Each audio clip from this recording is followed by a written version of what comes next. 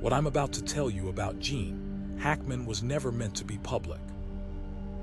Industry insiders have finally revealed the devastating confrontation that forced one of Hollywood's most respected actors to walk away from fame forever. The leaked phone calls between Hackman and these A-list directors will make you question everything you thought you knew about Hollywood's golden era. Between you and me, the story that's about to unfold isn't just shocking, it's career-ending.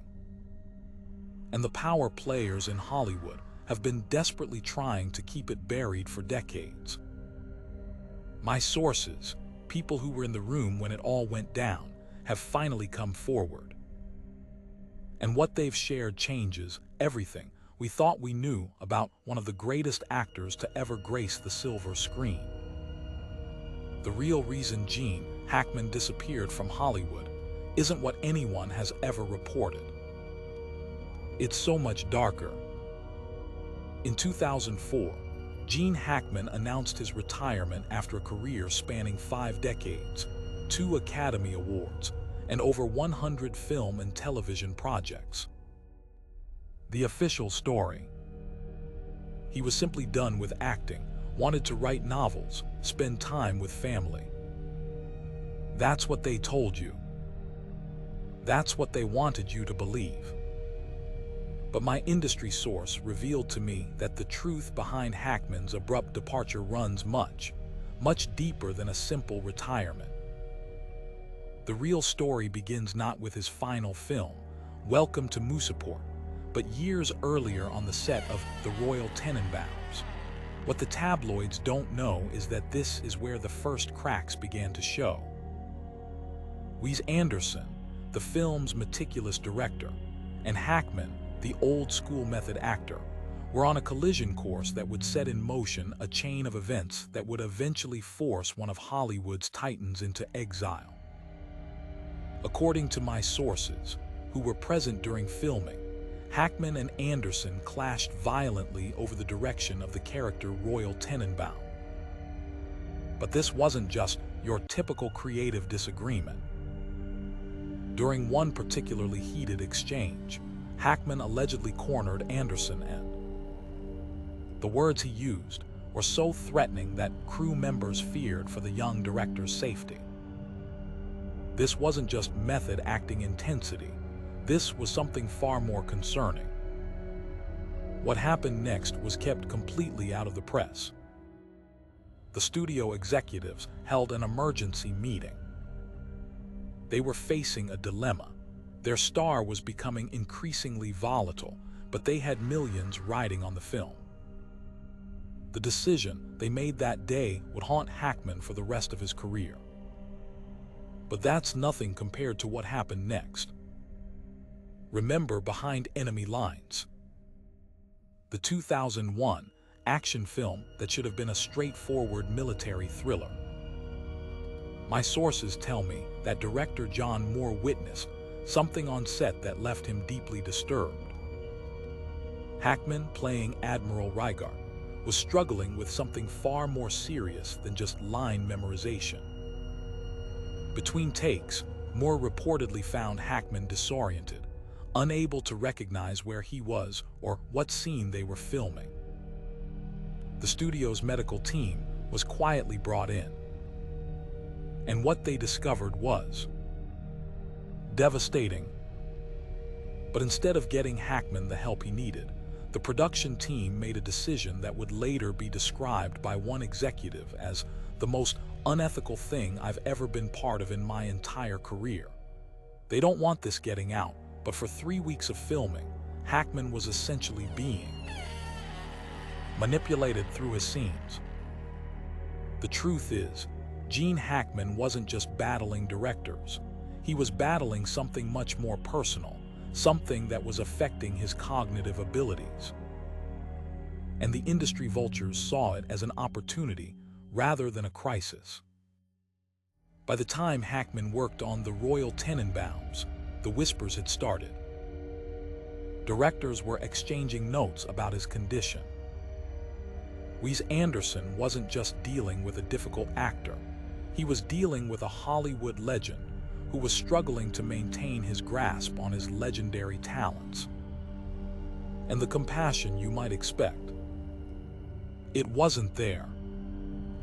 In fact, my sources have revealed that a group of influential directors held a secret meeting at the Chateau Marmont in 2002. Present at this meeting, some of the biggest names who had worked with Hackman, and some who were scheduled to. Francis Ford Coppola, Clint Eastwood, William Friedkin, and several others whose names would shock you if I revealed them. The topic of discussion: what to do about the Hackman situation. The notes from this meeting, which I've personally seen, reveal a cold, calculated discussion about how to either capitalize on Hackman's remaining lucid days or how to remove him from projects without causing a public relations disaster. One director, whose identity I'm protecting only because he since expressed deep remorse, suggested they could get another 5 years out of him if they structured shooting schedules around his good days. The callousness of the conversation would make your skin crawl. But here's where it gets truly explosive. A phone call between Hackman and one of these directors was recorded. Not officially, not legally, but it exists. And what's on that recording is heartbreaking. Hackman, in a moment of complete clarity, confronts the director about the meeting at Chateau Marmont. "I know what you're all saying about me," Hackman says on the recording. "I know what you're planning." The director, clearly shocked that Hackman had found out about the meeting, attempts to deny it. But Hackman cuts him off with a statement so raw, so powerful, that it would define the end of his career. "You've turned me into a commodity. You've stripped away my dignity. I'd rather disappear than let you use what's left of me." That phone call took place in late 2003. By early 2004, Gene Hackman had announced his retirement. The timing isn't coincidental. It was his final act of defiance against an industry that had conspired against him rather than protected him. But the story doesn't end there. The aftermath of Hackman's departure created ripple effects throughout Hollywood that are still being felt today. The truth finally exposed is that Hackman's exit forced a reckoning within certain circles of Hollywood's elite. Directors who had been part of that Chateau Marmont meeting found themselves unable to look each other in the eye. Some partnerships dissolved. Some careers stalled. One director, again, I'm protecting his identity at the request of my source, actually left Hollywood entirely, overcome with guilt about his role in Hackman's departure. We treated one of the greatest actors of all time like he was disposable. This director reportedly confessed to a close friend. "I can't be part of an industry that does that. What they've been hiding all these years is that Gene Hackman didn't just retire, he escaped. He escaped an industry that had begun to view him not as a human being with dignity, but as an asset with an expiration date." The 90s movies that defined the latter part of Hackman's career, The Firm, Crimson Tide, Enemy of the State, were made during a period when he was already beginning to struggle.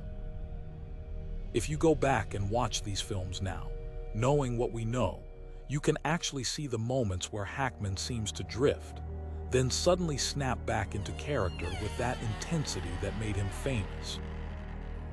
What once looked like acting choices now appear as something far more poignant, a master of his craft fighting to maintain control of his greatest weapon, his mind.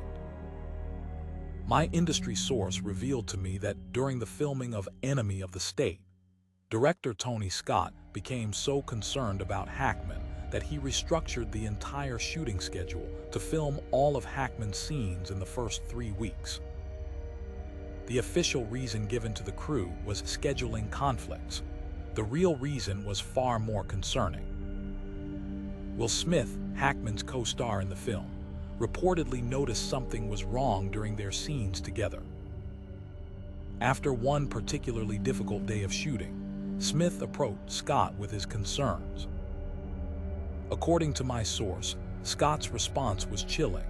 "Just get what we need from him while we can." This callous approach to Hackman's condition became the template for how directors would work with him in his final years. They weren't supporting a legendary actor through a difficult time. They were extracting what value they could before the inevitable end of his career. The director disputes that followed weren't just about creative differences. They were about basic human dignity. Multiple sources have confirmed that on the set of Welcome to Mooseport, what would become Hackman's final film, director Donald Petrie was given explicit instructions from the studio. Just get it in the can, no matter what it takes. What it took, according to those present, was a level of manipulation that crossed every ethical line. Hackman was essentially being guided through his performance by a team of people who had been instructed to keep him functional long enough to complete the film. The stress this placed on Hackman was immense, and it showed in his performance, a sad final note for an actor of his caliber. But here's what's truly shocking. After filming wrapped on Mooseport, Hackman didn't immediately announce his retirement. He was actually in talks for another project, a film that would have paired him with another Hollywood legend in what could have been one of the greatest on-screen partnerships in cinema history. The project fell apart when... This is where it gets really disturbing. When the other actors' team got wind of what had happened on the Mooseport set. They pulled their client from the project, not wanting to be associated with what they described as elder abuse disguised as filmmaking. That was the final straw for Hackman. Within weeks, he announced his retirement. But what the public statement didn't say, what my sources have now revealed, is that Hackman made phone calls to several of the directors who had been at that Chateau Marmont meeting. In each call, he said virtually the same thing. "I know what you did. I know what you said. And I want you to live with that." The guilt from those calls has eaten away at some of Hollywood's most powerful directors for nearly 2 decades. One of them, who has gone on to win multiple Academy Awards since then, reportedly keeps a photo of Hackman in his office, not as a celebration of their work together, but as a reminder of his greatest professional shame.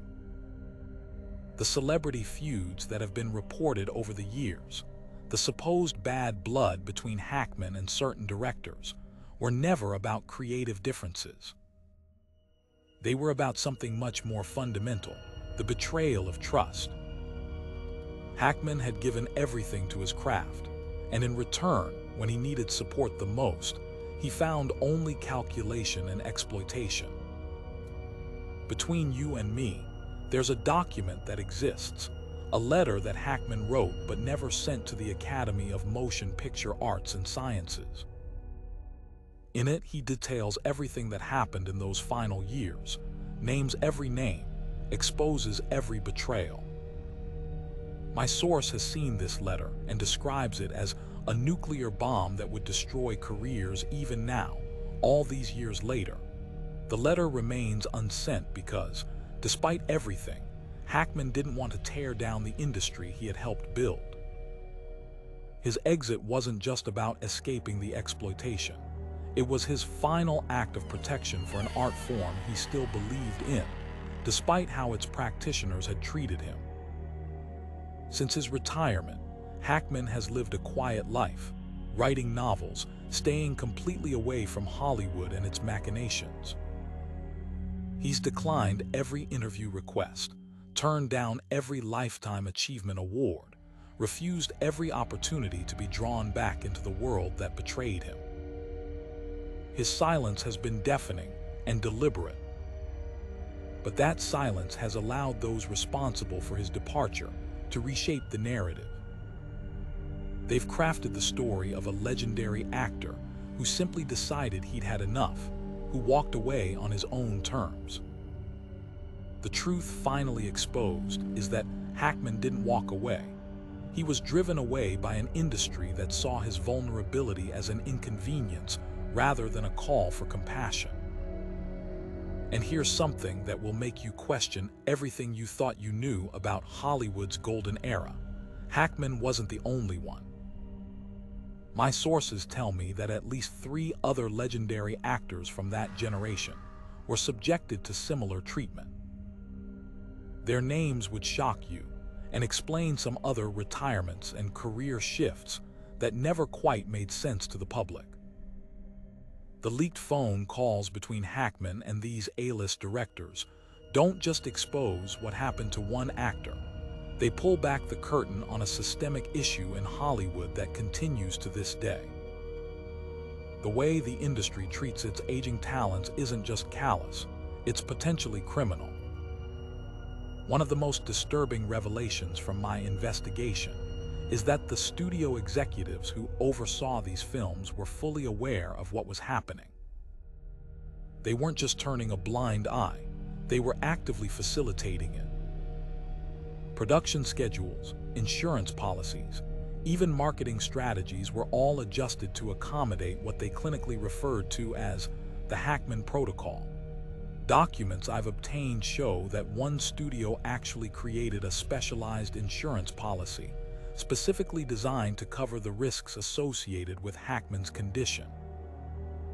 Rather than addressing the ethical implications of continuing to employ an actor in his condition, they simply created financial protection for themselves. The cold calculation is breathtaking. What the tabloids don't know is that Hackman himself became aware of this insurance policy during the production of his final film. According to my source, when Hackman discovered that the studio had essentially placed a bet on his mental decline, he experienced a moment of clarity that cemented his decision to leave Hollywood forever. The confrontation that followed between Hackman and the studio executives was described by one witness as the most dignified display of righteous anger I've ever seen. Hackman, despite everything he was struggling with, articulated exactly how he had been wronged with a precision that left everyone in the room speechless. "You've been documenting my decline instead of helping me fight it," he reportedly told them. That's not just bad business, it's inhumane. The executives attempted to justify their actions, pointing to the millions of dollars at stake, the jobs that depended on completing the films, the contractual obligations. Hackman's response was simple but devastating. "If this is what the business has become, I want no part of it." That meeting took place just days before Hackman publicly announced his retirement. The press release cited his desire to write novels and spend time with family. Technically true, but nowhere near the whole story. The truth that's been hidden all these years is that Hackman's departure was his final act of self-preservation. But here's where the story takes an even more troubling turn. After Hackman's retirement, several of the directors who had been part of the Chateau Marmont meeting began to experience what one insider described as karmic retribution. Projects fell apart. Relationships with studios soured.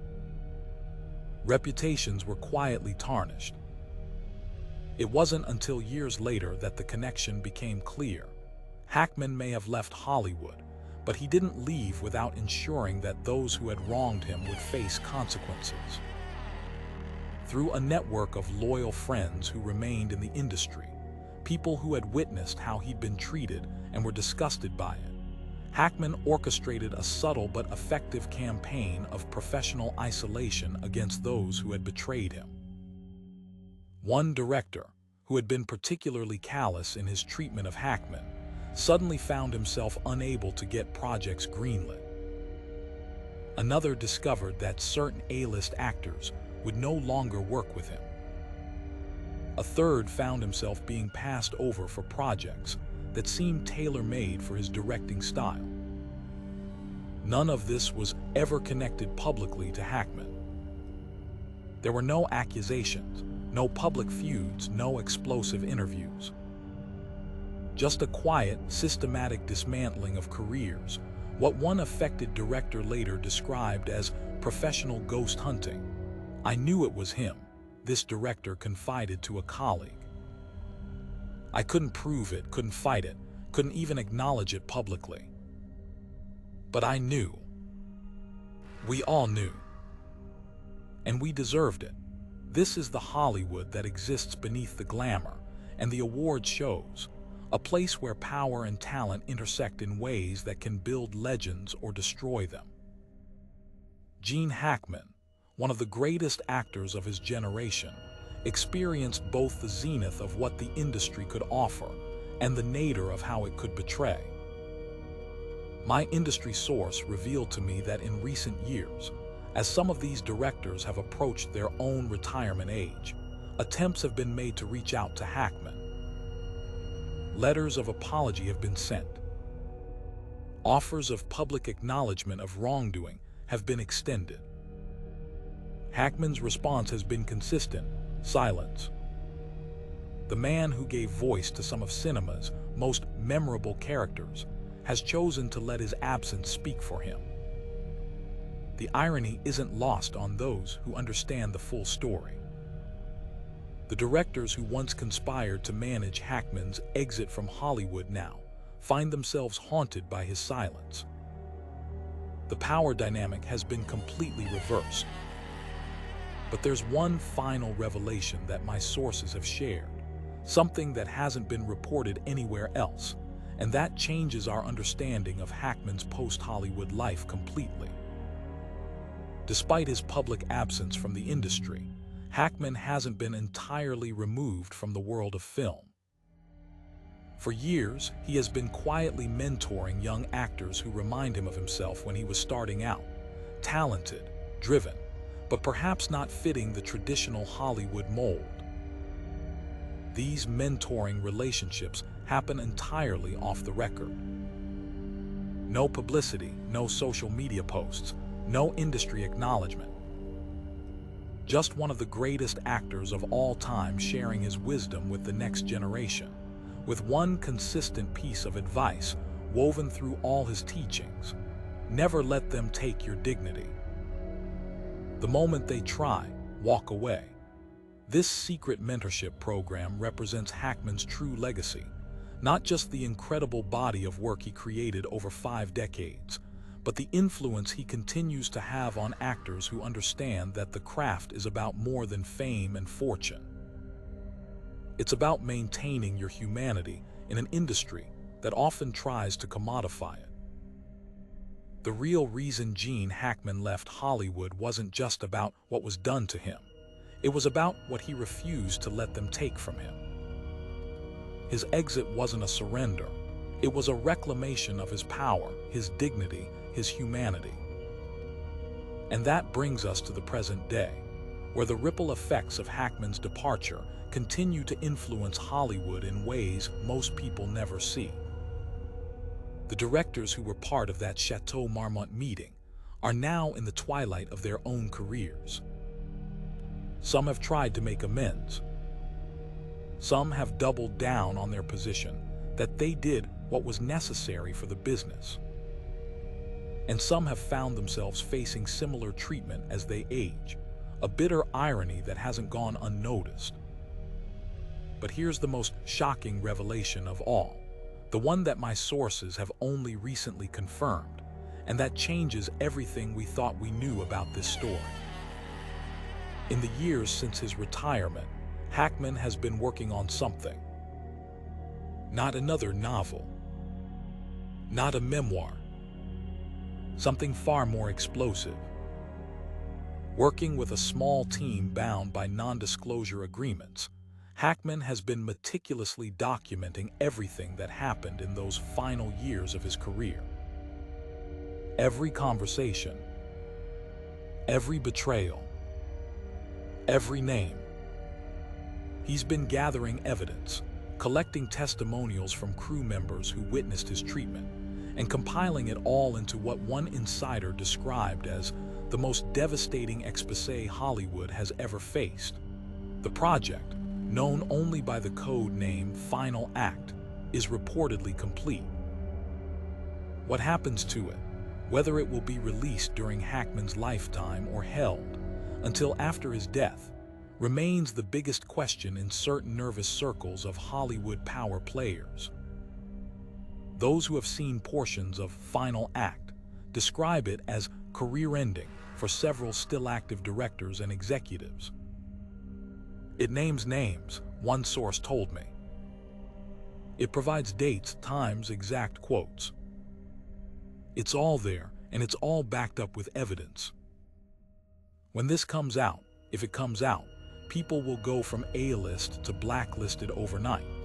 The existence of Final Act has become Hollywood's most terrifying secret, the sword of Damocles hanging over the heads of those who orchestrated Hackman's exit. Every time a major director announces a new project, certain industry insiders whisper, "Better hope it wraps before Final Act drops." This is why certain powerful Hollywood figures become visibly uncomfortable at the mere mention of Gene Hackman's name. It's not just guilt over how he was treated, it's fear of what's coming. And that brings us to the ultimate question: will Final Act ever see the light of day? Will the full truth about what happened to Gene Hackman and potentially other actors of his generation ever be revealed to the public?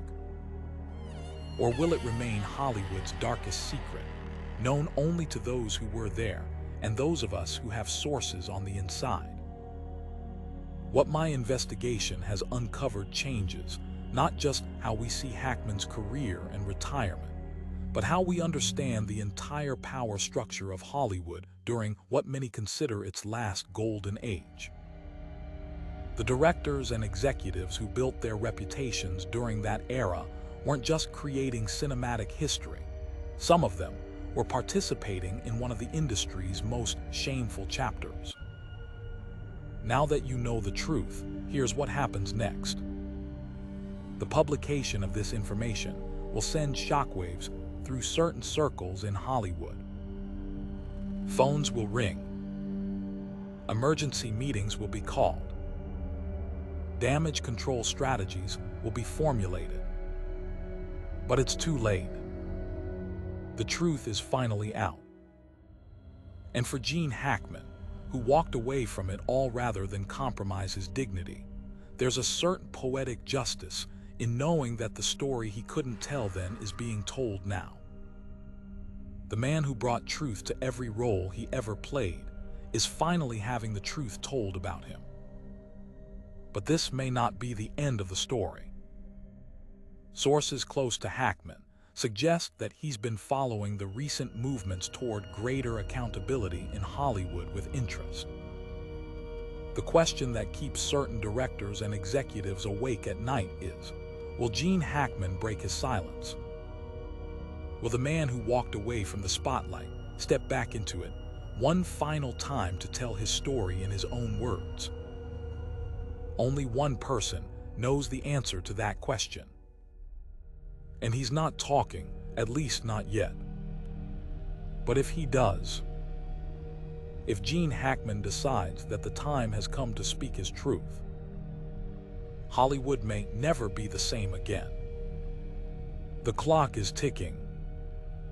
The truth is emerging. And for those who were part of what happened to one of cinema's greatest actors, the reckoning may finally be at hand. This is just the beginning. Subscribe now, because what comes next will change everything you thought you knew about Hollywood's golden era. The Gene Hackman story is just the tip of the iceberg, and trust me, you don't want to miss what's coming. Estimated duration, 15.3 minutes.